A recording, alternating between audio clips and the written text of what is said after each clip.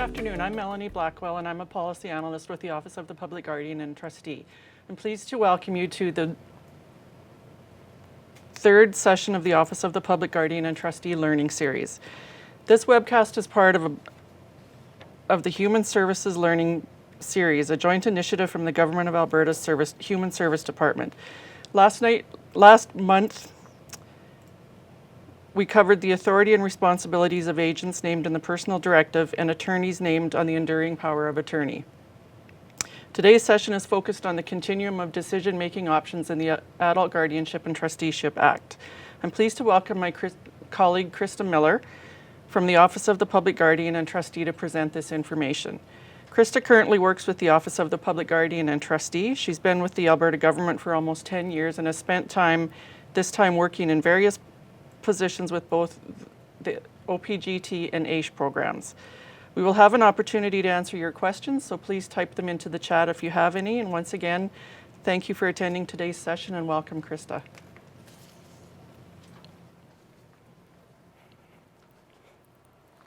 Thank you, Melanie.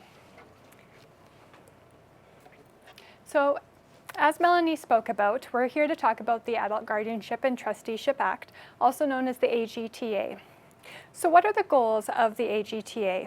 So the AGTA looks at balancing autonomy and protection, establishing decision-making options that reflect capacity, as well as establishing decision-making options that respond to the adult's needs in context.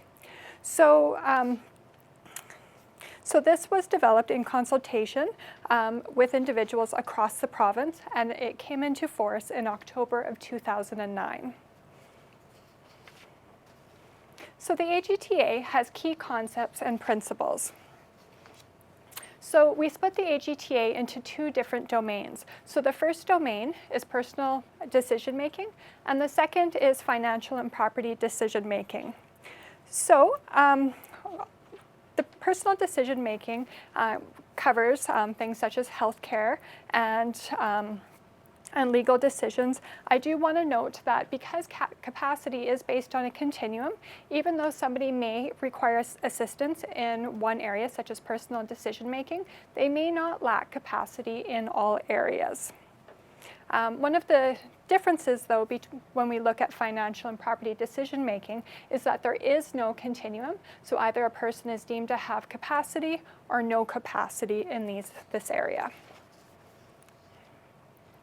So what is capacity? So the AGTA defines capacity as the ability to understand the information that is relevant to a decision, as well as to appreciate the foreseeable or the reasonably foreseeable consequence of a decision, as well as a failure to make a decision.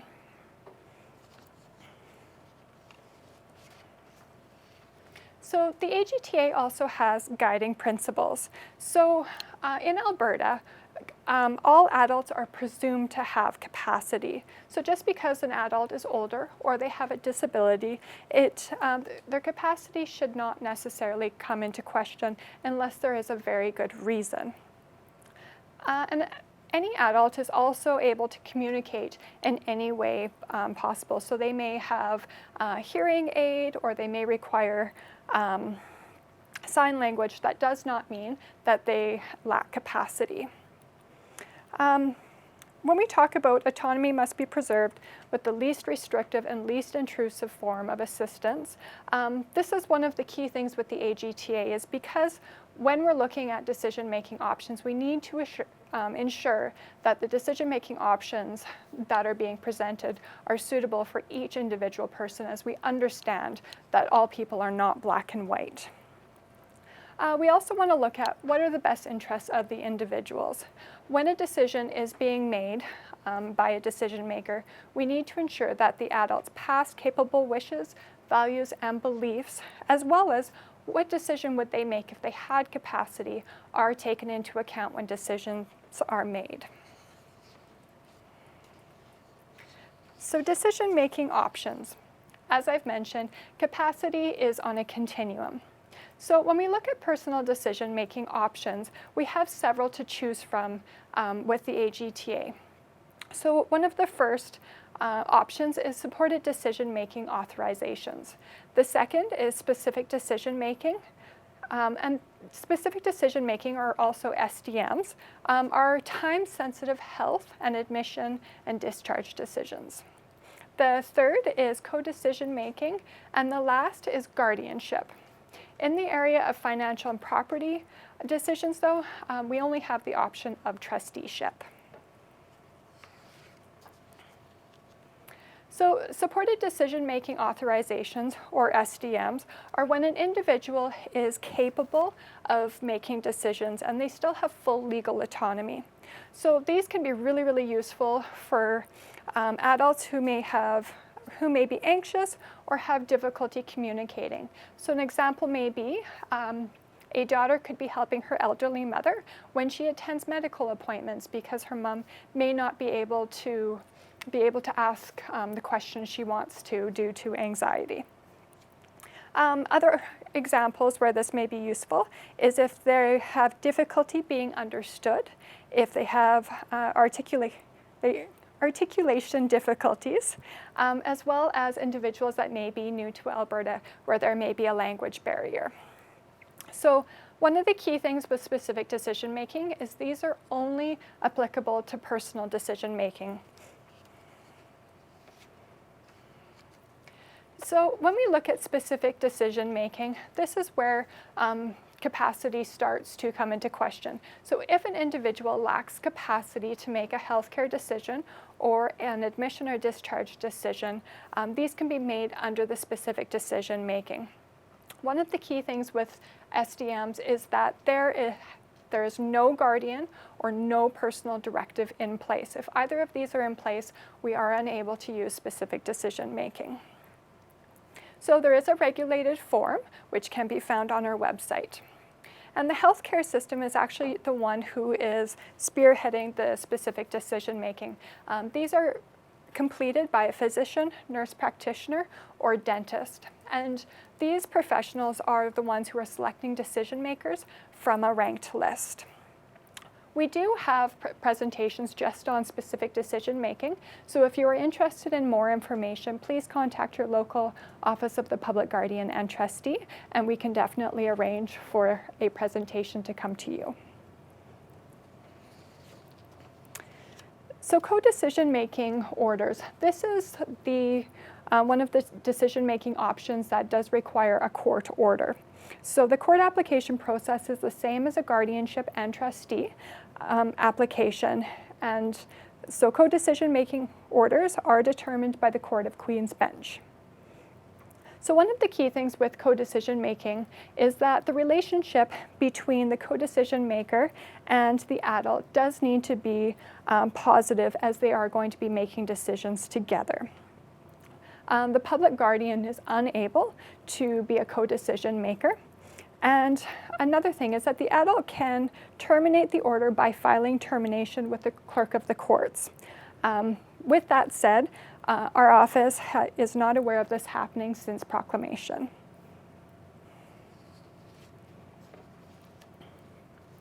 So guardianship orders. So this is when an adult lacks capacity to make personal decisions.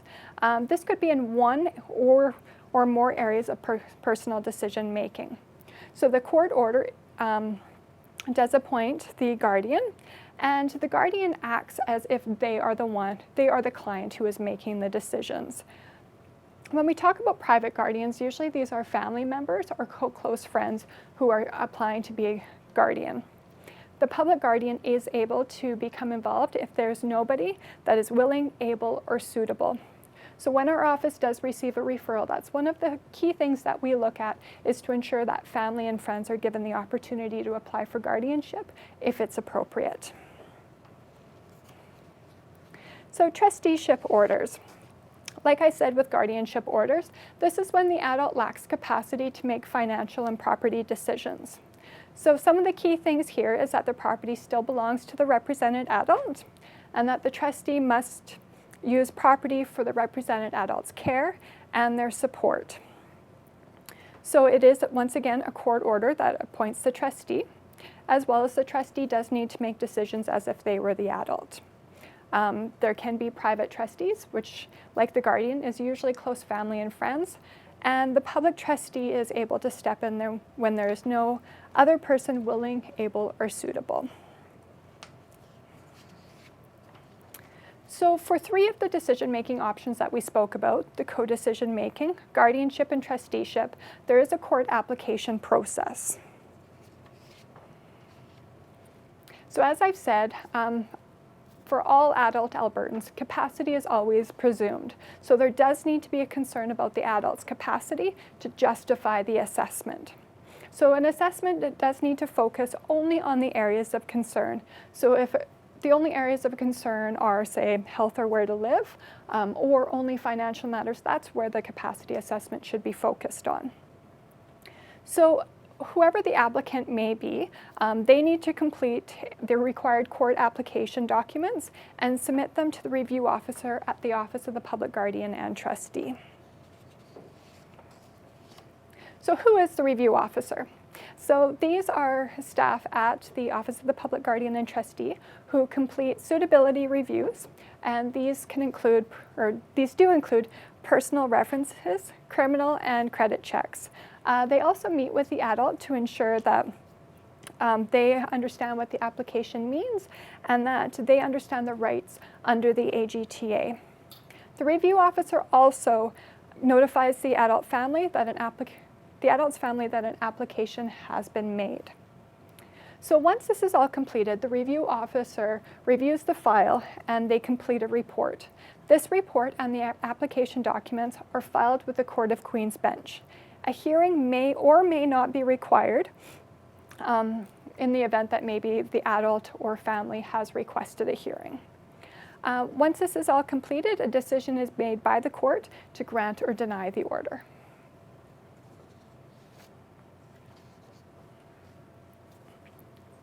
So when we look at the AGTA, we look at proactive versus reactive.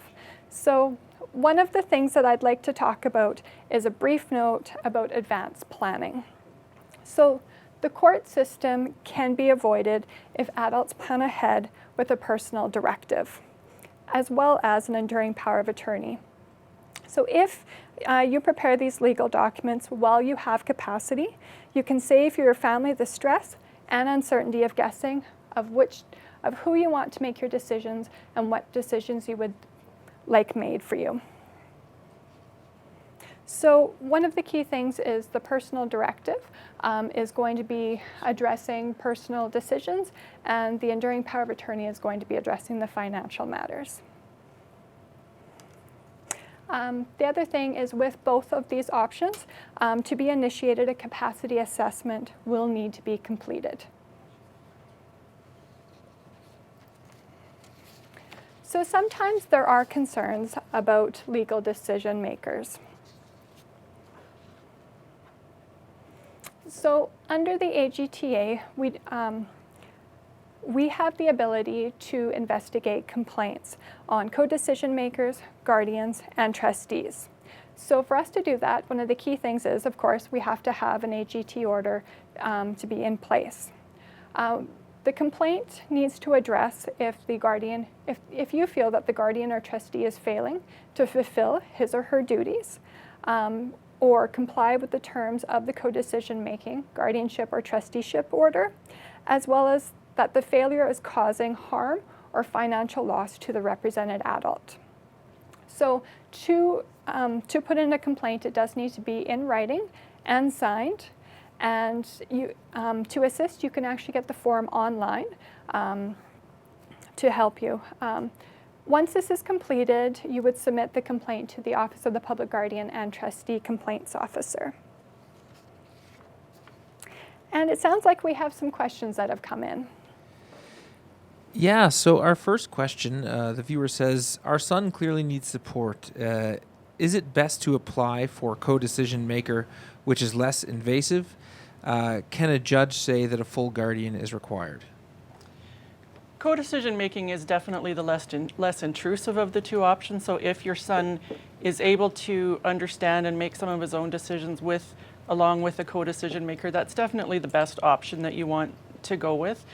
Your capacity assessor will determine that at the time that you do an assessment. You do need a capacity assessment for both guardianship or trusteeship application, and that will indicate whether or not he's able to manage with the co-decision maker or whether he does not have capacity at all and needs a guardian.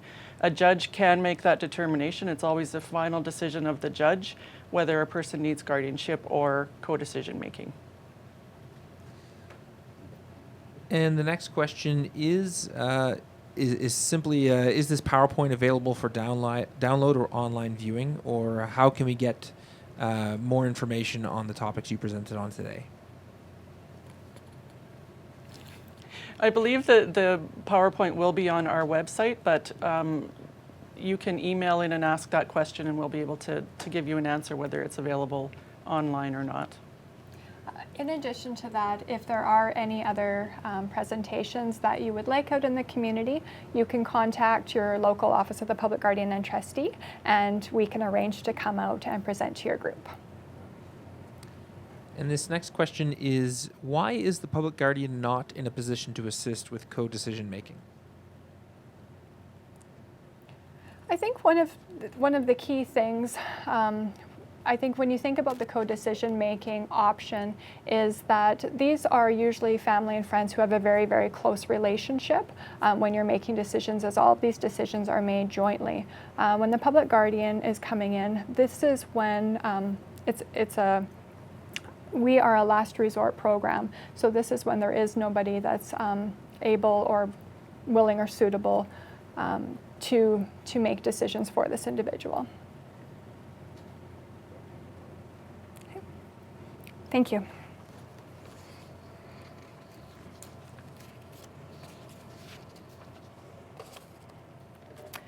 So what is the role of the Public Guardian and the Public Trustee? So the Public Guardian, as well as the Public Trustee, are legislated entities. So they both have legislated roles. The Public Guardian has legislated roles under the Personal Directives Act, or the PDA, the Adult Guardianship and Trusteeship Act, or the AGTA, as well as the Mental Health Act for psychiatric treatment decisions. The Public Trustee has legislated roles under the Public Trustees Act, as well as the Minors Property Act and the Child, Youth and Family Enhancement Act. As we've kind of talked about guardianship, so the Public Guardian,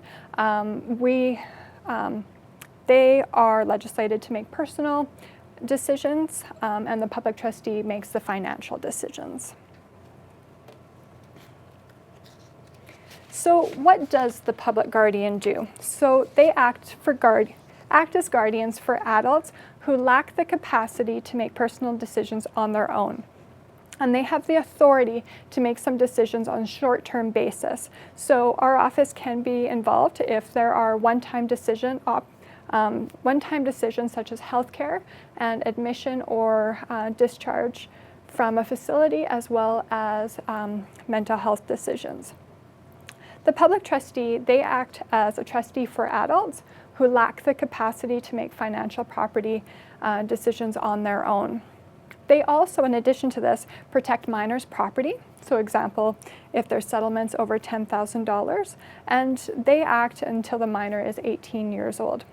The Public Trustee also administers deceased estates. So the Public Guardian and Trustee Office receives all court applications under the AGTA. We also receive and investigate complaints that a decision maker, which includes guardian, agent, or trustee, may not be fulfilling duties and causing harm or financial loss to the adult. We provide information and education sessions such as this, as well as sessions on personal directives and enduring powers of attorney. We also provide education and oversight on capacity assessments under the AGTA and the PDA, or the Personal Directives Act. And we also provide support to decision makers. One of the things that a lot of people may not be aware of as well is we can actually provide support to family members who are private guardians. So we can provide additional support in difficult situations. An example might be providing information about their duties under the legislation, under the AGTA. So how and when does the Office of the Public Guardian and Trustee become involved? So we only become involved when there's no other person who is able, willing, or suitable to take on the role. We also look at, are less intrusive or less restrictive options more appropriate? So a capacity assessment and court application are required for the public guardian and public trustee to become involved. So if you do have specific circumstances or want to talk about different options, please contact any of our local offices and we'd be happy to discuss more about this. So where are we? So the Public Guardian and the Public Trustee offices actually integrated in April 1st, 2014, and we have several offices throughout the province. So in the north, we have 3 offices. In Edmonton, we have guardianship and trusteeship options. In Central, which is Lloydminster and Red Deer, we have joint offices, so both of those offices provide trusteeship and guardianship services. In Calgary, we have a joint office with the guardianship and trusteeship, as well as in the south, they have guardianship offices in Lethbridge and Medicine Hat. So for more information, you can visit our website, and all of our AGTA court application forms are on the website. There are services to help the public complete AGTA forms, and there are publications on decision-making options. So there is a phone number to connect with any of our OPGT regional offices, as well as there is a lawyer referral service. And it sounds like we have more questions. Yeah, so our first question is, who can provide a capacity assessment? Is it someone appointed? Capacity assessments in this province can be completed by physicians or psychologists. They are designated in the regulations of the Adult Guardianship and Trusteeship Act. In addition to that, social workers, registered occupational therapists, registered nurses, and registered psychiatric nurses are able to take a 3-day training program through our office and in conjunction with Alberta Health Services to become designated by the Minister of Human Services to complete capacity assessments. The names of the people who do complete capacity assessments are in a public roster on the AGTA the OPGT website. This next person asks, if I apply and am granted guardianship for my former foster daughter, what legal right will she have to our estate?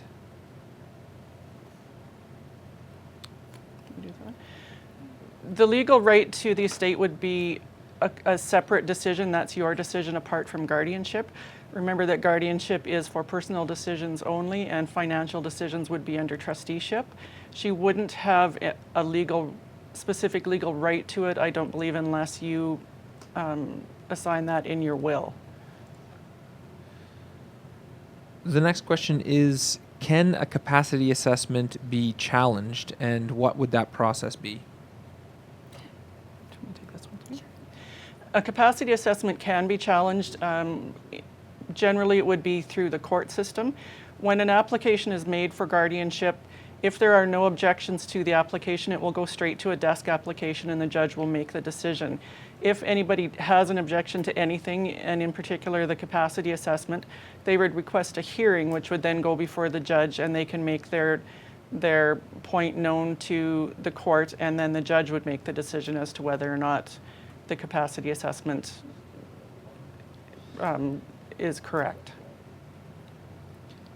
The next question is, some jurisdictions are involved with promoting private or volunteer guardianship.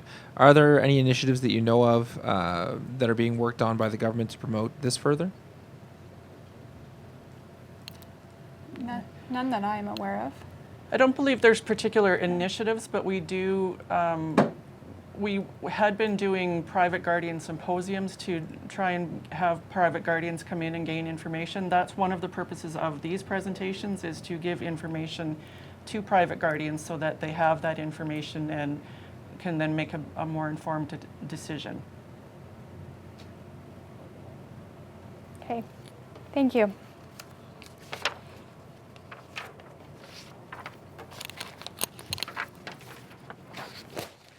So I just wanted to remind you that today's webcast is part of the larger joint initiative by the Government of Alberta and called the Human Services Learning Series. For more information about this series, check your emails and we'll be sending more information to you in regular updates. Or you can go to hslearningseries.ca.